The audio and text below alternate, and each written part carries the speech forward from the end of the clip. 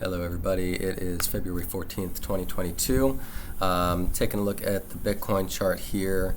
My update on Friday was back sort of within this chop somewhere, wherever Friday was. And at that time, basically I laid out, everything that had happened. Last week I expected to move up into this area here and then a move down in order to test this channel. Right, so I said either a move down or a move sideways, sort of in this range. And we kind of got both, a move down and then some sideways action. So as it currently stands, Bitcoin is holding this channel for now. Now, I am not convinced that it's actually going to be able to complete this fifth wave up. But to just be very, very clear, the only way that this can be bullish and we can declare this to be the bottom back here is if we press up higher from here, not just to a higher high, not just slightly above there, but very near and ideally touching or exceeding the top of this channel, wherever that happens to be. So obviously that's dependent on time. If it shoots straight up from here, we're looking at about 49.9. Obviously, that's probably not going to happen. It's going to take some time to get there. So, let's say it takes a little bit of time over the next, 4 days or so. It gets up to 52K, or if it takes longer, it could go up a little higher. But, somewhere in the low 50Ks is what we're looking at in order for this to prove itself. If it can do that, I've said this a million times now, if it can do that, we are still going to get a pullback. Okay? It's not just going to shoot straight up to the moon from here. We are going to get a pullback and an opportunity to buy. And because this is a diagonal structure, we're likely to get a fairly deep pullback. So we very well could go back down into the mid 30s, maybe high 30s. We'll have to see how that pullback plays out, but that is what I'm looking at and looking for in order to say that the bottom is in.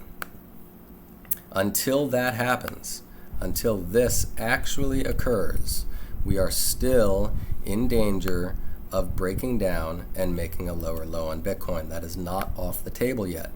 So we need to remain very cautious. And if you remember my warning on Friday, we saw the S&P 500 break down out of its diagonal channel.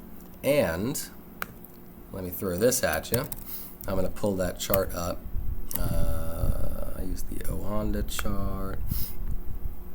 All right. So here is the chart on the S&P.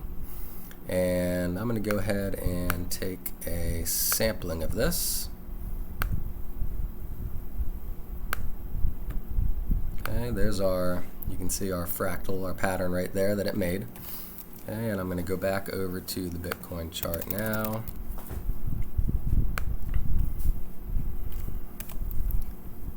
All right, so we're going to paste it on here, and it's going to take some finagling a little bit here. Hang on. You just try to scale it appropriately. Okay, so S&P did that pattern right there. That looks pretty darn similar to me, doesn't it? Looks similar to you?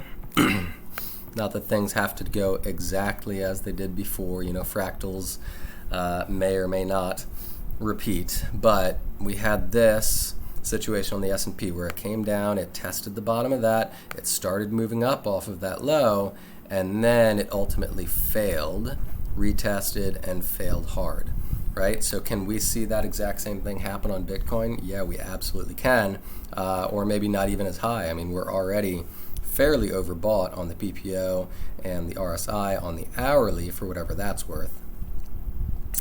It could certainly extend a little bit higher, but anywhere within here, we are still in danger basically of breaking down if what happened on the S&P is going to happen on Bitcoin. So once again, I'm not claiming that this is 100% going to happen, but that fractal looks pretty darn similar to me. And it is certainly enough to make us cautious as far as, longs go in the crypto space. I've been cautious this entire time. Once again, this diagonal pattern, even if it plays out, is not super bullish. It is bullish enough anyway to make me call the bottom if it plays out, but diagonals are fairly